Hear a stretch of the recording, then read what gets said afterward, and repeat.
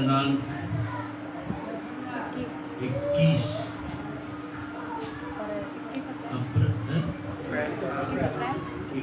अप्रैल सन 2024 ईस्वी की शाम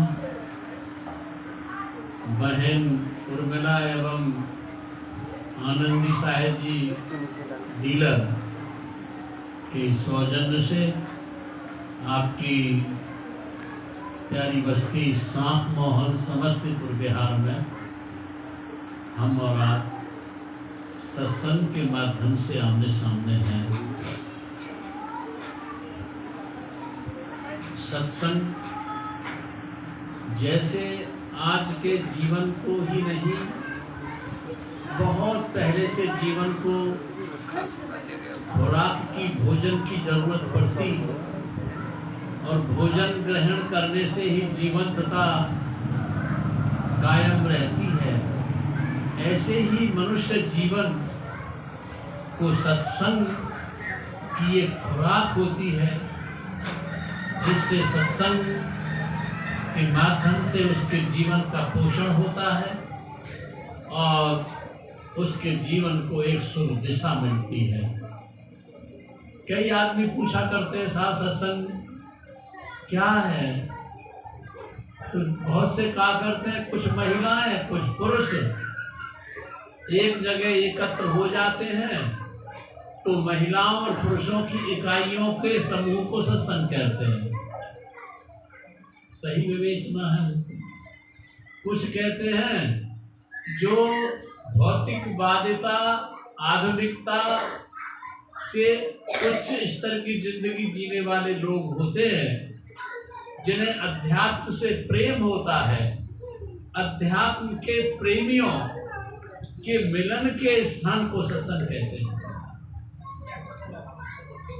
कुछ लोग कहते हैं कि जहां पर प्राचीन महापुरुषों के शब्दों के संकलित उपदेशों को दोहराया जाता हो उसे सत्संग कहते हैं। यही बात मुझसे पूछते हैं लोग, सत्संग किसे कहते हैं? मैं कहता हूं सत्संग एक वो सागर है। भाई साहब जो लाभ ग्रहण करने के उद्देश्य से बैठते हैं, तो यही सवाल मुझसे पूछते हैं। तो मैं कहता हूं सत्संग वो सागर है कि जो उसके किनारे पर ही बैठते हैं उनको केवल समुद्र के किनारे के झाग ही प्राप्त होते हैं।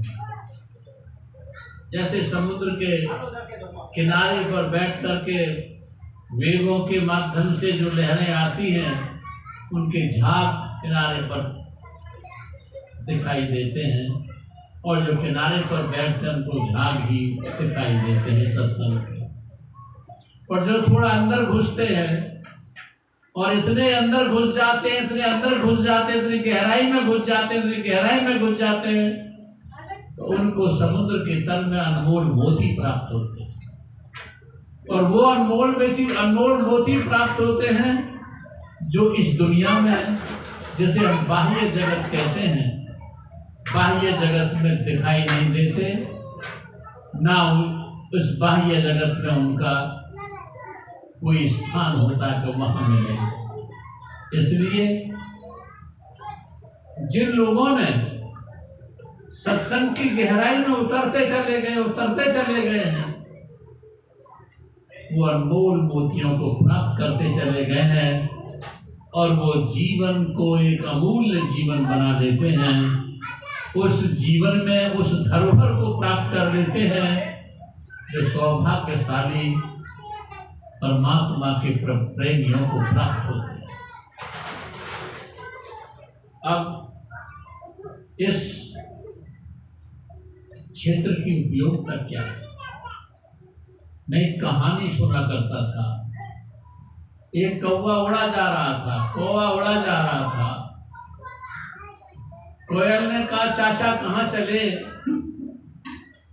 कौवा ने कहा कि मैं यहाँ से जा रहा हूँ पूर्व की ओर। क्यों जा रहे हो पूरब की ओर? कौवा ने कहा, जाऊं क्या, यहाँ मेरी बोली से सब नाराज होते हैं, दुखी होते हैं। जब आपस में बैठते हैं और मैं बोलता हूं तो यो कहते हैं, क्या काव काव काव काव कर रहा है यार, चुप हो जा। मेरी बोली से सब दुखी होते हैं, लिहाजा मैं पूरब में चला जाऊंगा, वहां मैं अपनी भाषा बोलता रहूंगा, कोई मुझसे दुखी नहीं होगा। तो कोयल ने एक बहुत प्यारी बात कही थी उस कौवे से, चाचा कहीं भी चले जाओ, कहीं भी चले जाना, सभी जगह तुमको ऐसे ही लोग मिलेंगे, सभी जगह ऐसे लोग मिलेंगे, इसलिए तुम कहीं नहीं जाकर अपनी भाषा बदल लो। समझ रहे मेरी बात को?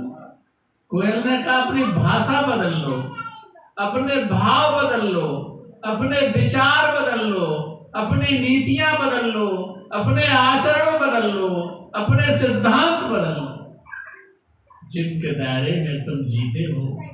जब तुम्हारी मन स्थिति बदल जाएगी, जब तुम्हारा मन बदल जाएगा, तुम्हारा मन बदल जाएगा तो स्थिति सारी बदल जाएगी। अगर तुम्हारा मन बदल जाता है तो परिस्थिति सारी बदल जाती है। मन स्थिति के दायरे में परिस्थिति बदल जाती है, और जब परिस्थिति बदल जाती है, मन स्थिति बदल जाती है, तो संन्यास का और ग्रस्त का कोई भेद नहीं रह जाता है। चाहे ग्रस्त में रहकर परमात्मा का भजन कर लो, अध्यात्म की रूहानियत की चढ़ाई कर लो, चाहे संन्यास में रहकर कर लो, चाहे आप हिंदू रहकर कर लो, मुसलमान रहकर कर लो, ईसाई रहकर कर लो, यहूदी कर लो, पारसी कर लो, कन्फ्यूशसी हो जाओ, बौद्धिस्ट हो जाओ, जैनी हो जाओ, कोई भी हो करके तुम अपनी मन स्थिति को बदलकर परमात्मा के लोक में 10वें द्वार में स्थित हो जाओगे।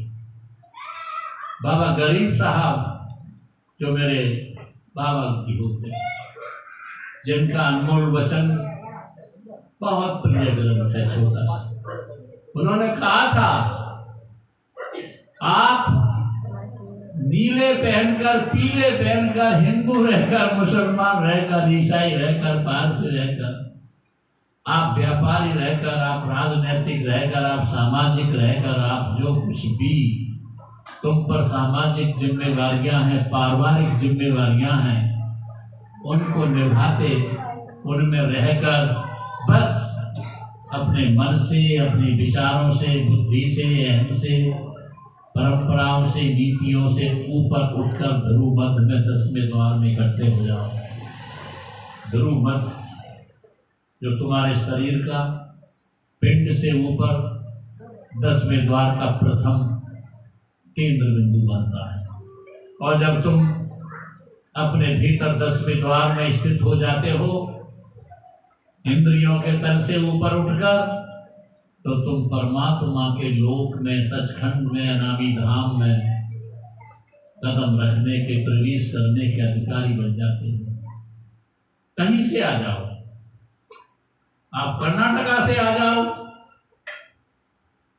आप उड़ीसा से आ जाओ, आप राजस्थान से आ जाओ, पंजाब से आ जाओ, रूस से आ जाओ, अमेरिका से आ जाओ, ग्रस्त से आ जाओ, संन्यास से आ जाओ, किसी भी जाति से आ जाओ, किसी भी धर्म से आ जाओ, बस आंखों से ऊपर 10वें द्वार में आ जाओ, तुम्हारी साधना का प्रारंभ हो जाता है। अब एक बात मैं कहानी और सुना करता था, तुम यहाँ जीते हो, संसार की भाषाओं के बीच में तुम भाषाएं सुनते हो, पहचानते हो, कहते हो, उन भाषाओं को सुनते हो, तरह तरह के लोगों को देखते हो, उनमें तुम शराबियों को भी देखते हो, ज्वारियों को भी देखते हो, कबाबियों को भी देखते हो, लफंगों को भी देखते हो, बेईमानों को भी देखते हो, कदलियों को भी देखते हो, खूनियों को भी देखते हो, और दुनिया का शोषण करने वाले बुरे लोगों को भी देखते हो। सब तरह के लोगों को देखते हो, तुम्हारी आंखें आत्मसात कर लेती हैं, पी लेती हैं उन दृश्यों को। आज इस जमीन पर जो हम बैठे हैं, यहाँ पर सत्संग की बातें होती हैं, तो सत्संग की बातों कोई दीवार भी आत्मसात कर लेती है, पी लेती है। और अगर सत्संग का जिज्ञासु बनकर यहाँ प्रवेश करता है तो वो भी अपनी झोली में पाप कुछ लेकर जाए वापिस होता है। जिस जगह पर खून होते हैं, कदर होते हैं, जहाँ बुरे कर्म होते हैं, कुकर्म होते हैं, उन कुकर्मों को वो जगह भी आत्मसात कर लेती है। और जो वहाँ गुजरता है उसे ऐसी खुराक मिलती रहे। तुम एक अच्छे समाज में पैदा हुए हो, अच्छे परिवार में, अच्छे क्षेत्र में पैदा हुए हो, अच्छी संस्कृति में पैदा हुए हो, तो तुम अच्छे बनो। और अच्छे बनने के लिए एक कहानी मुझे याद आई, सुने। एक आदमी ने बिल्ली पाली थी। बिल्ली से बहुत शौक होता है, कोई बिल्ली पालता है, कोई कुत्ते पालता है, कोई तोते पालता है, कोई कुछ पालता है, कोई गाय पालता है, कोई भैंस पालता है, कोई कुछ लोग तो श्याम भी पालते हैं। बिल्ली पाली थी। समृद्ध आदमी था, जा रहा था विदेश, और विदेश में भी उसने ब्रिटेन को चुना कि मैं ब्रिटेन जा रहा हूँ। लेकिन जब अब बिल्ली पाली थी, बिल्ली को भी साथ लेके चला, कुत्तों को साथ लेके जाते हैं, रिजर्वेशन कराते हैं, तो बिल्ली को भी साथ ले गया। और ब्रिटेन में जो पहुंचा वो, तो महारानी विक्टोरिया के महल को देखने की जिज्ञासा उसमें हुई, और महारानी विक्टोरिया के महल को देखने के लिए वो पहुंचा। जब महारानी विक्टोरिया के महल को देखने के लिए पहुंचा तो बिल्ली को साथ ले गया। निर्धारित समय पर महारानी विक्टोरिया आई, अपने सिंहासन पर बैठी, और जब सिंहासन पर बैठी तो लोगों ने उसके गाउन को देखा, उसके ताज को देखा, उसके सिंहासन को देखा, उसके महल को देखा। बिल्ली भी साथ बैठी थी। उस बिल्ली को उस सिंहासन के नीचे बैठा एक जवान मुलायम चूहा दिखाई दे गया। जब उस बिल्ली को सिंहासन के नीचे बैठा हुआ एक चूहा दिखाई दे गया, तो बिल्ली की नजर उस चूहे पर पड़ती रही और उसकी जीभ लार गिर डालती रही। कितना मुलायम है, कितना स्वादिष्ट होगा, कितना ताजा है। जैसे कि मांसाहारी लोग अल्पायु पशु या पक्षी के मांस को बड़ा स्वादिष्ट बताते हैं, अच्छा लगता है, प्रिय लगता है भोजन। उस बिल्ली की नजरें उस चूहे पर टिकी रही, लेकिन चूहा इतनी सुरक्षित जगह पर था कि वो झपट्टा न मार सकी। और निर्धारित समय गुजर जाने के बाद वह जो देशाटन करने वाला आदमी था, जो पर्यटक था, वो वापस अपने देश को हुआ स्वदेश लौटा। जब स्वदेश लौटा, सामान्य स्थिति में आने के बाद में और अन्य बिल्लियां आई, और उन बिल्लियों ने उस बिल्ली से पूछा, बड़ी भाग्यशाली हो बहन तुम, जो हवाई जहाज की यात्रा करके अपने मालिक के साथ महारानी विक्टोरिया के महल को देखने के लिए गई थी ब्रिटेन। हमको तो यही कि इन घरों में चूहे खाते हैं, इन घरों की बास को सहते हैं, इन घरों में रहने वाले सदस्यों को देखते रहते हैं, इनकी डांट को, फटकार को खाते रहते हैं और हमारे भैंसे ये अपने दूधों को, घियों को बड़े दुबका कर रखते हैं। तुम बड़ी भाग्यशाली हो। अब तुम हमें ये बताओ, क्या तुमने महारानी विक्टोरिया के तख्ते ताऊस, उस ताज को देखा? क्या तुमने महारानी विक्टोरिया के उस गाउन को देखा जिसमें बहुत अनमोल हीरे मोती लगे हुए थे? क्या तुमने महारानी विक्टोरिया के उस सिंहासन को देखा जिस पर विराजमान होकर के वह शासन चलाती? क्या तुमने उसके महल की आकृतियों को, कृतियों को, चित्रों को, भित्तियों को देखा? कैसी थी? जरा हमें बताओ। जब अन्य बिल्लियां उस बिल्ली से ये पूछ रही थी, क्या तुमने महारानी विक्टोरिया के ताज को, गाउन को, सिंहासन को देखा? तो बिल्ली ने कहा, बहन क्या बताऊं, जिनको तुम पूछ रही हो, तख्त को, गाउन को, सिंहासन को, महल को, मैं कुछ न देख पाई। ध्यान देना जरा, मैं कुछ न देख पाई। बस सिंहासन के नीचे एक मुलायम नया युवा चूहा था। मेरी नजरें तो उस केवल चूहे पर टिकी रही। उस चूहे से आगे मेरी आंखों ने और कुछ नहीं देखा, और मैं चूहे के देखने के ही कारण विक्टोरिया के महल या विक्टोरिया के किसी वस्त्र या ताज को नहीं देख पाई और सीधी चली। इस कहानी को मैं मानव जीवन से जोड़ना चाहता। तुम इस जिंदगी में जीते हो, और तुम ही नहीं, आज करोड़ों करोड़ों तो है ही है हमारी इंडिया में, अरबों अरबों की आबादी पूरी दुनिया में है, और कौन अपने बीवी बच्चों का पालन पोषण नहीं कर रहा है?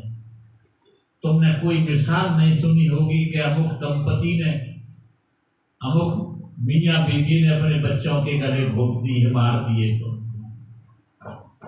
जो भी जन्म ले लेता है उसका सब पालन पोषण करते हैं यथाशक्ति भर।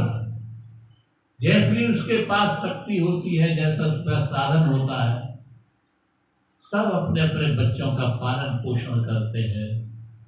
जैसी भी हमारे यहाँ शिक्षा पद्धति है, शिक्षाएं बताते हैं, अच्छे से अच्छे साधन दिलाते हैं, तुम ही नहीं, सब। लेकिन इस जिंदगी को जीते हुए भी इस जिंदगी में एक जिंदगी का विशेष भाग, विशेष पार्ट शेष रह जाता है, जिसे तुम नजरअंदाज कर जाते हो, जैसे तुम बिल्ली की तरह केवल भोगों में अपनी नजर टिकाए रहते हो, अपने कान टिकाए रहते हो, अपनी इंद्रियां टिकाए रहते हो, अपने समय को टिकाए रहते हो और अपनी ऊर्जा को टिकाए रहते हो। तुम इससे ऊपर परमात्मा के लोक में जाने के लिए जो असली तख्ते ताऊस है, सिंहासन है, नगीनाओं से, हीरा मोतियों से जड़ा गाउन है, उससे वंचित रह जाते हो। करो। हुजूर फरमाया करते थे, जैसे भी तुम अपने बच्चों का पालन पोषण करते हो, जिस भी तरह से, चाहे खेती करके, चाहे व्यवसाय करके, चाहे दीक्षांत करके, शिक्षांत करके या सर्विस करके करो, लेकिन इसी में से कुछ समय निकालो जो तुम्हारे शरीर के छूटने के बाद सारी जो कुछ भी यहाँ पर उपलब्धियां होंगी संसार की, वो सब पीछे रह जाएंगी और तुम अकेले, ना तुम्हारी जाति तुम्हारे साथ पैदा हुई थी, ना तुम्हारी भाषा तुम्हारे साथ पैदा हुई थी, ना तुम्हारा गांव तुम्हारे साथ पैदा हुआ था, और जिन परंपराओं में तुम उलझे हुए हो ये भी तुम्हारे साथ पैदा नहीं हुई थी, अकेले पैदा हुए थे। और इस जीवन में जीने के बाद, विस्तृत जिंदगी जीने के बाद, जब तुम्हारा सिमटाव होगा तो अकेले ही जाओगे, और जब अकेले जाओगे तो कोई सांसारिक उपलब्धि तुम्हारे साथ नहीं होगी। केवल एक जो आत्मा का पोषण करने वाले परमात्मा का नाम है, जिसको तुमने अपने इंद्रियों से ऊपर उठकर, विचारों से ऊपर उठकर, सतगुरु की मदद से अपनी चेतना की, अपनी रूह को, अपने स्पिरिट सोल कॉन्शसनेस को 10वें द्वार में उठाने का अभ्यास कर लिया है। जो तुमने अनुभव कर लिया है, बस वो तुम्हारे साथ जाएगा और वही तुम्हारी वास्तविक जीवन जीने की दिशा होगी। इसलिए इस जीवन जीते जीते उस वास्तविक, उस हकीकी, उस आध्यात्मिक, उस पारलौकिक संपदा को मत गंवाना। यहाँ शराब, मांस, जुआ, व्यभिचार, अन्य न जाने कितने कितने अब गुणों का विस्तार हो रहा है, और कितने कितने अवगुण ऐसे हैं जिन्होंने अपने परिवारों को बर्बाद कर दिया है। माता पिताओं की के प्रति जो उत्तरदायित्व है उन्हें बर्बाद कर दिया है, संस्कृति को बर्बाद कर दिया है, देश को बर्बाद कर दिया है, धर्म को बर्बाद कर दिया है। उन सब से बचते हुए एक प्रमाण बनो, भारत के प्रमाण बनो, अध्यात्म के प्रमाण बनो। और हमारे जो महापुरुष पहले गुजर चुके हैं, गुरु कबीर साहेब, नानक साहेब, रविदास जी, बंटू जी, बुद्ध जी, महावीर जी, नानक, जरतुस्त्राव से सुखराज, कंफ्यूशस, सब रामकृष्ण वगैरह जो कुछ भी गुजरे हैं, उनके वंशज बनकर इस देश को, धर्म को, व्यक्तित्व को और जीवन को कारगर करो। बस इन्हीं शब्दों के साथ मैं अपनी बात पूरी करूँगा। आपने मेरी बात को बड़ी शांति और प्यार से सुना है, इसके लिए मैं आपका बहुत बहुत आभारी। और अंत में आपके अंदर बैठे उसी गुरु मालिक को राधा